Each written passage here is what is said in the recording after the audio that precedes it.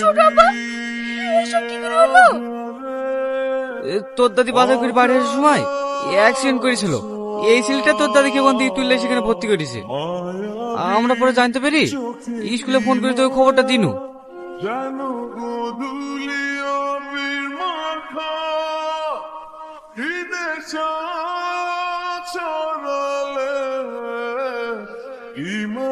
Rahila bear বাড়ির লোক কে আছেন?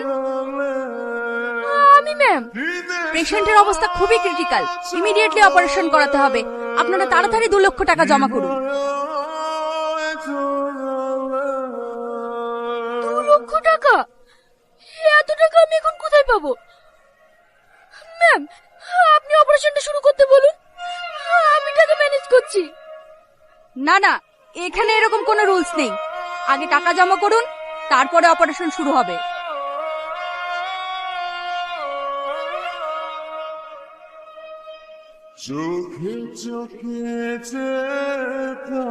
আপনি তাড়াতাড়ি অপারেশন শুরু করতে বলুন।